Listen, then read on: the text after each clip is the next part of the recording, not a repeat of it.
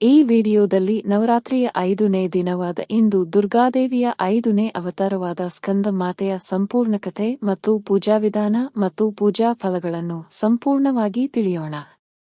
ಈ ಕಥೆಯನ್ನು ಸಂಪೂರ್ಣ ಕೇಳಿ, ದಯವಿಟ್ಟು ಮಧ್ಯದಲ್ಲಿ ಸ್ಕಿಪ್ ಮಾಡಬೇಡಿ. ದುರ್ಗಾದೇವಿಯ ಕಥೆಯನ್ನು ಅರ್ಧಂಬರ್ಧ ಕೇಳಬಾರದು, ಹಾಗಾಗಿ ಸಂಪೂರ್ಣ ಕಥೆಯನ್ನು ಕೇಳಿ. ದೇವಿಯ ರೂಪ ಹೇಗಿರುತ್ತೆ ಗೊತ್ತಾ? ಈ ದೇವಿಯು ಸಿಂಹವನ್ನು ವಾಹನವಾಗಿ ಹೊಂದಿರುವಳು. 5 ಮುಖಗಳನ್ನು ಹೊಂದಿರುವ ಸಿಂಹಾಸನದ ಮೇಲೆ ಕುಳಿತಿರುವಳು. 4 ಕೈಗಳಿದ್ದು 2 ಕೈಗಳಲ್ಲಿ ಕಮಲ ಹಿಡಿದಿರುವಳು. 1 ಕೈಯಲ್ಲಿ ಬಾಲಕುಮಾರ ಕಾರ್ತಿಕೇಯನನ್ನು ಸ್ಕಂದ ತನ್ನ ಮಡಿಲಲ್ಲಿ ಹಿಡಿದಿರುವಳು. ಇನ್ನೊಂದು ಕೈಯಲ್ಲಿ ಅಭಯ ಮುದ್ರೆಯಿದೆ. ಕಮಲದ ಮೇಲೆ ಕುಳಿತಿರುವ ಕಾರಣ ಅವಳನ್ನು ಪದ್ಮಾಸನಿ ಎಂದು ಕರೆಯುತ್ತಾರೆ. ಸ್ಕಂದ ಮಾತೆಯ ಅವತಾರವೇನು? ಯಾಕೆ? ಎಲ್ಲವನ್ನೂ ತಿಳಿಯೋಣ ಬನ್ನಿ. ಬಹಳ ವರ್ಷಗಳ ಹಿಂದೆ ದೇವತೆಗಳಿಗೂ ಅಸುರರಿಗೂ ಸದಾ ನಡೆಯುತ್ತಿದ್ದ ಯುದ್ಧಗಳು ಭೂಮಿಯನ್ನು, ಸ್ವರ್ಗವನ್ನು, ಪಾತಾಳವನ್ನು ಅಶಾಂತಗೊಳಿಸಿದ್ದವು.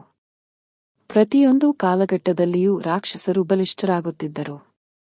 ಅವರಲ್ಲಿ ಒಬ್ಬನು ತಾರಕಾಸುರ.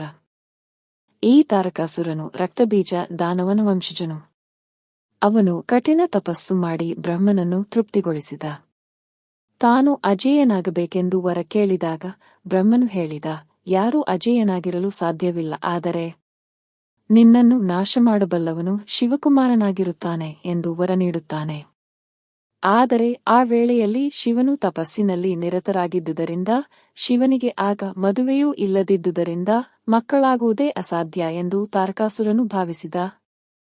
ಆದ್ದರಿಂದ ಅವನು ವರದಿಂದ ಅಹಂಕಾರದಿಂದ ತುಂಬಿ 3 ಲೋಕಗಳನ್ನು ಕಾಡತೊಡಗಿದ. ತಾರಕಾಸುರ ಬಲಶಾಲಿಯಾದಂತೆ ಅವನು ದೇವತೆಗಳನ್ನು ಹಿಂಸಿಸುತ್ತಾ ಅವರ ಯಜ್ಞಗಳನ್ನು ಹಾಳು ಮಾಡಲು ಶುರು ಮಾಡಿದ. ದೇವತೆಗಳು ಸ್ವರ್ಗವನ್ನು ಬಿಟ್ಟು ಓಡಬೇಕಾದ ಪರಿಸ್ಥಿತಿ ಬಂತು. ಭೂಮಿಯಲ್ಲಿಯೂ ಜನತೆ ದುಃಖದಲ್ಲಿ ಮುಳುಗಿದರು. ಇದರಿಂದ ಇಂದ್ರನು, ವಿಷ್ಣು, ಬ್ರಹ್ಮ ಎಲ್ಲರೂ ಸೇರಿಕೊಂಡು ಪರಿಹಾರ ಹುಡುಕಲು ಪ್ರಯತ್ನಿಸಿದರು. ಇತ್ತ ಪಾರ್ವತಿ ಅವನನ್ನು ವಿವಾಹವಾಗಲು ತೀವ್ರ ತಪಸ್ಸು ಮಾಡುತ್ತಿದ್ದಳು. ಆದ್ದರಿಂದ ಬ್ರಹ್ಮ, ವಿಷ್ಣು ಮತ್ತು ಇತರ ದೇವತೆಗಳು ಸೇರಿ ಪಾರ್ವತಿ ಮತ್ತು ಶಿವನ ವಿವಾಹ ಮಾಡಿದರೆ ಅವರ ಮಗನೇ ತಾರಕಾಸುರನ ಸಂಹಾರ ಮಾಡಬಲ್ಲನು ಎಂಬ ದೇವತೆಗಳ ಸಂಕಲ್ಪದಿಂದ ಹಿಮವಂತನ ಪುತ್ರಿ ಪಾರ್ವತಿಯ ತಪಸ್ಸು ಯಶಸ್ವಿಯಾಯಿತು. ಶಿವನು ಪಾರ್ವತಿಯ ಕೈ ಹಿಡಿದು ವಿವಾಹವಾದನು. ಅವರ ವೈವಾಹಿಕ ಜೀವನದಲ್ಲಿ ಬೆಳಕಿನಂತೆ ಒಂದು ಮಹಾ ತೇಜಸ್ಸು ಉಂಟಾಯಿತು. ಆ ತೇಜಸ್ಸಿನಿಂದ ಜನಿಸಿದನು ಸ್ಕಂದ ಕಾರ್ತಿಕೇಯ. ಸ್ಕಂದನು ಬೆಳೆದ ತಕ್ಷಣವೇ ದೇವತೆಗಳ ಸೇನೆಗೆ ಸೇನಾಧಿಪತಿಯಾದನು. ಆಗ ತಾರಕಾಸುರನು ತನ್ನ ಅಸುರ ಸೈನ್ಯ ಸಹಿತ 3 ಲೋಕಗಳ ಮೇಲೆ ದಾಳಿ ಮಾಡಿದ. ತಾರಕಾಸುರನು ಸಾವಿರಾರು ಅಸುರ ಸೈನಿಕರನ್ನು ಕಳುಹಿಸಿದ. ಕಾರ್ತಿಕೇಯನು ಮಯೂರ ವಾಹನದಲ್ಲಿ ಬಂದು ತನ್ನಾರು ಮುಖಗಳಿಂದ ಭಯಾನಕ ನಾದ ಮಾಡಿದ. ಅವನ ಕೈಯಲ್ಲಿ ಶಕ್ತಿಯುಕ್ತ ದಿವ್ಯಭೇದಾಸ್ತ್ರ ವೇಳ್ ಹೊಳೆಯುತ್ತಿತ್ತು. ಅಸುರರು ಬೆಟ್ಟಗಳನ್ನು ಎಸೆದು ಅಗ್ನಿ, ಮಂತ್ರ, ಶಸ್ತ್ರಗಳಿಂದ ದೇವಸೈನ್ಯವನ್ನು ನಾಶಪಡಿಸಲು ಯತ್ನಿಸಿದರು. ಕಾರ್ತಿಕೇಯನು ಆಕಾಶದಿಂದ ಅಸುರ ಸೈನ್ಯವನ್ನು ಭೇದಿಸಿ ಅಸಂಖ್ಯಾತ ದೈತ್ಯರನ್ನು ಸಂಹರಿಸಿದ.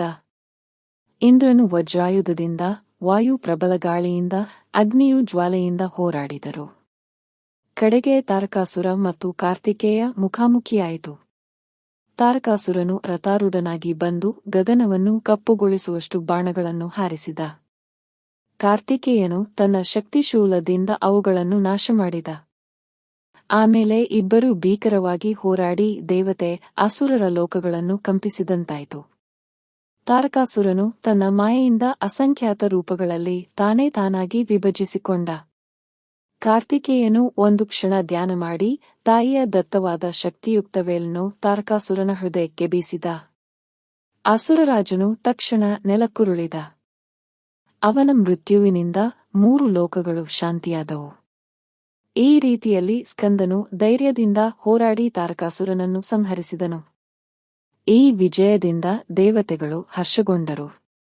ಎಲ್ಲ ಲೋಕಗಳಲ್ಲಿ ಪುನಃ ಶಾಂತಿ ಸ್ಥಾಪನೆಯಾಯಿತು.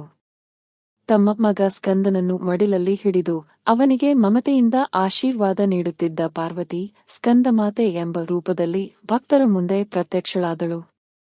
ಈ ರೂಪದಲ್ಲಿ ಅವಳು ಸಿಂಹದ ಮೇಲೆ ಕುಳಿತಿರುವಳು. ಕಮಲವನ್ನು ಹಿಡಿದಿರುವಳು. ಮಡಿಲಲ್ಲಿ ಮಗನನ್ನು ಕಾಪಾಡುತ್ತಿರುವಳು. ಅವಳ ಭಕ್ತಿ ಮಾಡುವವನು ಮಗನ ಕಲ್ಯಾಣ, ಕುಟುಂಬದ ಏಕತೆ, ಜ್ಞಾನವೈರಾಗ್ಯ ಎಲ್ಲವನ್ನೂ ಪಡೆಯುತ್ತಾನೆ ಎಂಬ ನಂಬಿಕೆಯಿದೆ. ಸ್ಕಂದಮಾತೆಯ ಆರಾಧನೆಯ ಮಹತ್ವ. 1. ಆಧ್ಯಾತ್ಮಿಕ ಫಲ. ಮನಸ್ಸಿಗೆ ಶಾಂತಿ, ಆತ್ಮಶುದ್ಧಿ ದೊರೆಯುತ್ತದೆ. 2. ಕುಟುಂಬ ಸೌಖ್ಯ. ಮನೆಯಲ್ಲಿರುವ ಮಕ್ಕಳಿಗೆ ಕಲ್ಯಾಣ, ಆರೋಗ್ಯ ದೊರೆಯುತ್ತದೆ. 3. ಜ್ಞಾನಪ್ರಾಪ್ತಿ. ವಿದ್ಯಾರ್ಥಿಗಳು ಅವಳನ್ನು ಪೂಜಿಸಿದರೆ ವಿದ್ಯಾಬುದ್ಧಿ ಬೆಳೆಯುತ್ತದೆ. 4. ಅಭಯಪ್ರದಾತಿ. ಸಂಕಟಗಳಲ್ಲಿ ಭಯ ತೊಲಗಿ ಧೈರ್ಯ ಹೆಚ್ಚುತ್ತದೆ. ಶುದ್ಧೀಕರಣ.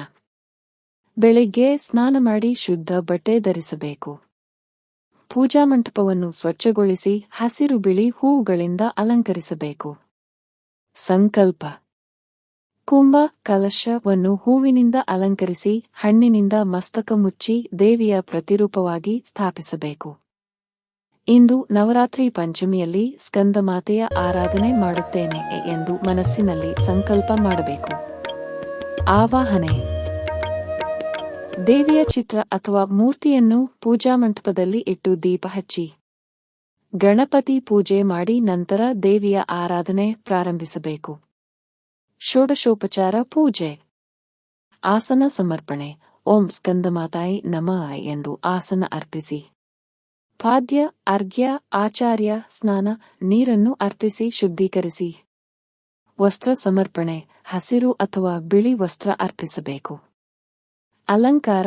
ಹೂವುಗಳಿಂದ ಅಲಂಕರಿಸಬೇಕು. ಗಂಧ, ಅಕ್ಷತ, ಪುಷ್ಪ, ಧೂಪ, ದೀಪ, ನೈವೇದ್ಯ, ಹಾಲು, ಬಾಳೆಹಣ್ಣು, ಬೆಲ್ಲದ ನೈವೇದ್ಯ ಸಮರ್ಪಿಸಬೇಕು. ಮಂಗಳಾರತಿ. ಆರತಿ ಮಾಡಿ ಗಂಟೆ ಬಾರಿಸಿ ಶಂಖ ನಾದ ಮಾಡಬೇಕು.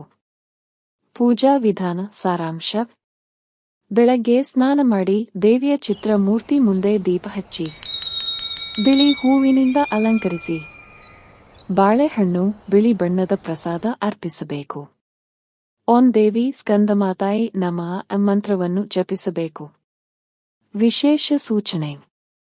ಬಿಳಿ ಹೂವು, ಬಾಳೆಹಣ್ಣು, ಹಾಲು ನೈವೇದ್ಯವಾಗಿ ಅತ್ಯಂತ ಶುಭಕರ. ಸಂಜೆ ದೀಪಾರಾಧನೆ ಮಾಡುವಾಗ ದೇವಿಯ ಮಂತ್ರವನ್ನು ಕನಿಷ್ಠ 108 ಬಾರಿ ಜಪಿಸುವುದು ಅತ್ಯಂತ ಫಲಪ್ರದ. ಕುಟುಂಬದ ಮಕ್ಕಳು ಸಮೇತರಾಗಿ ದೇವಿಗೆ ನಮಸ್ಕರಿಸಿದರೆ ಅವರ ವಿದ್ಯಾಭ್ಯಾಸದಲ್ಲಿ ಉತ್ತೇಜನ ದೊರೆಯುತ್ತದೆ ಎಂದು ಹೇಳಲಾಗಿದೆ. ಹೀಗಾಗಿ ಪಂಚಮಿಯಂದು ಸ್ಕಂದಮಾತೆಯ ಪೂಜೆಯನ್ನು ಈ ಹಂತಗಳಲ್ಲಿ ಮಾಡಿದರೆ ಕುಟುಂಬ ಸೌಖ್ಯ, ಸಂತಾನ ಸುಖ, ಜ್ಞಾನ ಮತ್ತು ಧೈರ್ಯ ಎಲ್ಲವೂ ಲಭಿಸುತ್ತದೆ. ಸ್ಕಂದಮಾತೆಯ ಪೂರ್ಣ ಷೋಡಶೋಪಚಾರ ಪೂಜಾ ಹಂತಗಳು. 1. ಧ್ಯಾನ ಮಂತ್ರ. ಸಿಂಹಾಸನ ಸಮಾರೂಢ ಶಕ್ತ್ಯಾ ಸಂಪನ್ನ ಲಲಿತಾ ದೇವಿ ಸ್ಕಂದಮಾತಾ ದೇವಿ ಶುಭಾಂ ದದಾತು ಮೇ ಸದಾ. 2. ಆವಾಹನೆ. ಓಂ ಸ್ಕಂದಮಾತಾಯಿ ನಮಃ. ಆವಾಹಯಾಮಿ ಸನ್ನಿಧಿಂ ಕುರು ಕುರು ಸ್ವಾಹ. 3. ಆಸನ. ಓಂ ಸ್ಕಂದಮಾತಾಯಿ ನಮಃ. ಆಸನಂ ಸಮರ್ಪಯಾಮಿ. 4. ಪಾದ್ಯ. ಓಂ ಸ್ಕಂದಮಾತಾಯಿ ನಮಃ. ಪಾದ್ಯಂ ಸಮರ್ಪಯಾಮಿ. 5. ಅರ್ಘ್ಯ. ಓಂ ಸ್ಕಂದಮಾತಾಯಿ ನಮಃ. ಅರ್ಘ್ಯಂ ಸಮರ್ಪಯಾಮಿ. 6. ಆಚಾರ್ಯ. ಓಂ ಸ್ಕಂದಮಾತಾಯಿ ನಮಃ. ಆಚಾರ್ಯಂ ಸಮರ್ಪಯಾಮಿ.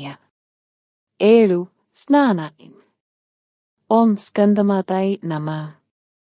ಸ್ನಾನಂ ಸಮರ್ಪಯಾಮಿ. 8. ವಸ್ತ್ರ. ಓಂ ಸ್ಕಂದಮಾತಾಯಿ ನಮಃ. ವಸ್ತ್ರಂ ಸಮರ್ಪಯಾಮಿ. 9. ಅಲಂಕಾರ. ಓಂ ಸ್ಕಂದಮಾತಾಯಿ ನಮಃ. ಅಲಂಕಾರಾರ್ಥಂ ಪುಷ್ಪಾಣಿ ಸಮರ್ಪಯಾಮಿ. 10. ಗಂಧ. ಓಂ ಸ್ಕಂದಮಾತಾಯಿ ನಮಃ. ಗಂಧಂ ಸಮರ್ಪಯಾಮಿ. 11. ಅಕ್ಷತೆ. ಓಂ ಸ್ಕಂದಮಾತಾಯಿ ನಮಃ. ಅಕ್ಷತಾನ್ ಸಮರ್ಪಯಾಮಿ. 12. ಪುಷ್ಪ. ಓಂ ಸ್ಕಂದಮಾತಾಯಿ ನಮಃ. ಪುಷ್ಪಾಣಿ ಸಮರ್ಪಯಾಮಿ. 13. ಧೂಪ. ಓಂ ಸ್ಕಂದಮಾತಾಯಿ ನಮಃ. ಧೂಪಂ ಆಗ್ರಾಪಯಾಮಿಯ. 14 ದೀಪ. ಓಂ ಸ್ಕಂದಮಾತಾಯಿ ನಮಃ. ದೀಪಂ ದರ್ಶಯಾಮಿಯ. 15 ನೈವೇದ್ಯ. ಓಂ ಸ್ಕಂದಮಾತಾಯಿ ನಮಃ. ನೈವೇದ್ಯಂ ನಿವೇದ್ಯಾಮಿಯ. 16 ತಾಂಬೂಲ. ಓಂ ಸ್ಕಂದಮಾತಾಯಿ ನಮಃ. ತಾಂಬೂಲಂ ಸಮರ್ಪಯಾಮಿಯ. 17 ನೀರಜನೆ. ಓಂ ಸ್ಕಂದಮಾತಾಯಿ ನಮಃ. ಆಚಾರ್ಯ ಜಲಂ ಸಮರ್ಪಯಾಮಿಯ. 18 ಆರತಿ ಶ್ಲೋಕ. ಜಯ ಸ್ಕಂದಮಾತೆ ಜಗಜಾನಿ ತಾಯೆ ಆರಿಶಂಕರಿ ಶಾಂತಿ ದಾಯಿನಿ ಮಾಯಿಗ. 19 ಸಮಾಪನ ಪ್ರಾರ್ಥನೆ. ಯಾ ದೇವಿ ಸರ್ವಭೂತೇಷು ಮಾಯಾರೂಪೇಣ ಸಂಸ್ಥಿತ. ನಮಸ್ತಸ್ಯೈ ನಮಸ್ತಸ್ಯೈ ನಮಸ್ತಸ್ಯೈ ನಮೋ ನಮಃ. 20 ಮೂಲಮಂತ್ರ 108 ಬಾರಿ. ಓಂ ದೇವಿ ಸ್ಕಂದಮಾತಾಯಿ ನಮಃ repeat 108 times. Slow meditative chanting. ಹೀಗೆ ಸ್ಕಂದ ಮಾತಾ ಪೂಜೆ ಮಾಡಿ ದುರ್ಗಾದೇವಿಯ 5ನೇ ಅವತಾರದ ಆಶೀರ್ವಾದ ಪಡೆಯಿರಿ. ಹಾಗೂ 6ನೇ ದಿನದ ಹಾಗೂ ಇನ್ನಿತರ ಕಥೆಗಳಿಗಾಗಿ ಕೂಡಲೇ ಸಬ್ಸ್ಕ್ರೈಬ್ ಮಾಡಿ. ಧನ್ಯವಾದಗಳು. ಅರಧ್ಯಾನ ಮಂತ್ರ ಸಿಂಹಾಸನಗತಾ ನಿತ್ಯಂ ಪದ್ಮಾಶ್ರಿತಕರದ್ವಯಾ ಶುಭದಾ ಶುಭರೂಪಾ ಚ ಸ್ಕಂದಮಾತಾ ಯಶಸ್ವಿನಿ. ಶರಮೂಲಮಂತ್ರ ಓಂ ಸ್ಕಂದಮಾತಾಯೈ ನಮಃ. ಯಮಃ ಯಮಃ ಯಮಃ. ಕವಚ ಓಂ ಹಂ ಹ್ರೀಂ ಸ್ಕಂದಮಾತಾಯೈ ನಮಃ. ಮೇ ಶಿರಃ ಪಾತು ಲಲಾಟಂ ಪಾತು ಸಿಂಹಾಸನಾ. ದೃಶೌ ಪಾತು ಕೌಮಾರಿ ಶ್ರೋತ್ರೇ ಶಕ್ತಿದಯಿನಿ. ತ್ರಾಣಂ ಪಾತು ಸುಭಗಾ ವದನಂ ಶುಭರೂಪಿಣಿ. ಜಿಹ್ವಾಂ ಪಾತು ಸುಪೂರ್ಣಾ ಕಂಠಂ ಪಾತು ಸುಶೋಭನಾ. ಬಾಹು ಪಾತು ಮಹಾದೇವಿ ಹೃದಯಂ ಕಾರ್ತಿಕೇಯದಾ. ನಾಭಿಂ ಪಾತು ಸ್ಕಂದಮಾತಾ ಗುಹ್ಯಂ ಪಾತು ಮಹೇಶ್ವರಿ. ಪಾದೌ ಪಾತು ಜಗದ್ಧಾತ್ರಿ ಸರ್ವಾಂಗಂ ಸರ್ವಮಂಗಲಾ.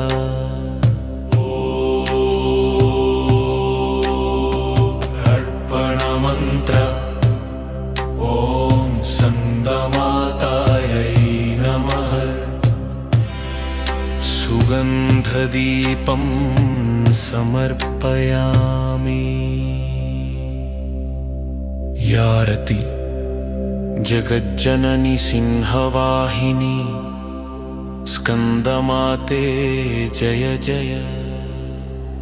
ಕುಮಾರಸ್ವಾಮಿಯ ತಾಯಿಯಾಗಿ ಕರುಣಾಸಾಗರಿ ಜಯ ಜಯ. ಮಂಗಳದಾಯಿನಿ ಭವತಾರಿಣಿ ದುಃಖಹಾರಿಣಿ ಜಯ ಜಯ. ಭಕ್ತರ ಪಾಲಿನಿ ಸುಖದಾಯಿನಿ ಮೋಕ್ಷಪ್ರದಾಯಿನಿ ಜಯ ಜಯ. ಓಂ ಜಯ ಜಯ ಸ್ಕಂದಮಾತೆ ಭವಭಯಹಾರಿಣಿ ಜಯ ಜಯ. ಓಂ ಜಯ ಜಯ ಸ್ಕಂದಮಾತೆ ಭವಭಯಹಾರಿಣಿ